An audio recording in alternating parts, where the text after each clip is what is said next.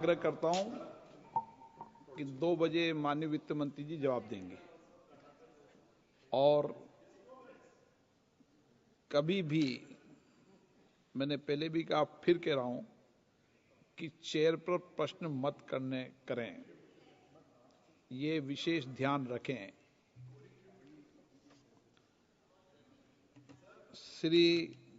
सुश्री इकरा Chaudhary 2-2 minute में अपनी बात कह दें। माननीय धन्यवाद अध्यक्ष जी। आज मैं 2025 के वित्त विधेयक पर अपने विचार रखने के लिए खड़ी हूँ। सरकार इस बजट को जन कल्याणकारी बता रही है, लेकिन क्या ये वास्तव में गरीबों, किसानों, श्रमिकों और मध्यम वर्ग के हितों की रक्षा करता है? क्या ये युवाओं को रोजगार देगा? क्या महंगाई में राहत देगा? लगातार हम पढ़ते आ रहे हैं कि भारत की जीडीपी पिछले 10 वर्षों में दोगुनी हो गई है और हम जापान और जर्मनी को पीछे छोड़ते हुए 27 तक दुनिया की तीसरी सबसे बड़ी अर्थव्यवस्था बनने के ओर अग्रसर है।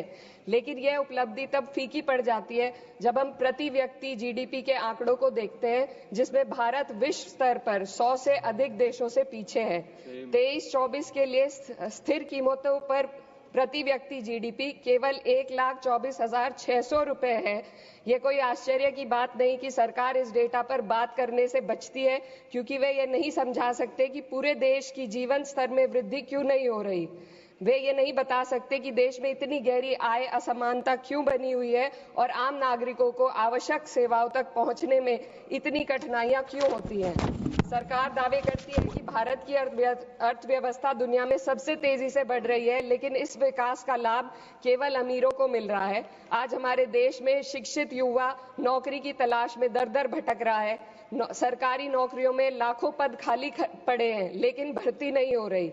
निजी क्षेत्र में भी नौकरियों की संख्या घटती जा रही है। उधर देश की शीर्ष 1% अमीरों के पास 40% से अधिक संपत्ति है, जबकि करोड़ों लोग 2 वक्त की रोटी के लिए संघर्ष कर रहे हैं। यह आर्थिक असमानता लगातार बढ़ रही है क्योंकि सरकार की नीतियां बड़े उद्योगपतियों को फायदा पहुंचाने के लिए बनाई जा रही है, जबकि गरीबों और मध्यम वर्ग को महंगाई और टैक्स के बोझ तले दाबा जा रहा है।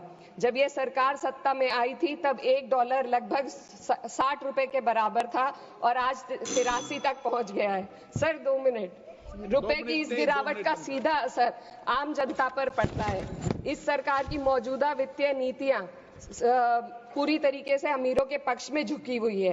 भारत एक समाजवादी देश है जहां सरकार का कर्तव्य है कि शिक्षा, स्वास्थ्य, यातायात जैसी बुनियादी सुविधाओं का लाभ अपने नागरिकों को पहुंचाए और उन्हें समान अवसर और सुरक्षा दे। भारत के सरकारी स्कूलों और अस्पताल की हालात लगातार बद से बदतर होते जा रहे हैं। सर बस किसानों पर अपनी बात रखना चाहती हूँ। हमारा देश तब तक सशक्त नहीं हो सकता जब तक हमारे किसानों को उनका हक नहीं मिलता।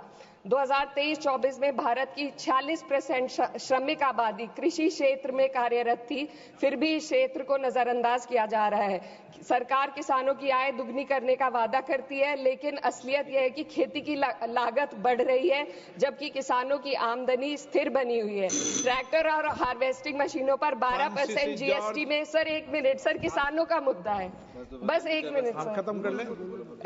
हार्वेस्टिंग मशीनों पर 12% जीएसटी से किसानों को परेशानी और बढ़ रही है।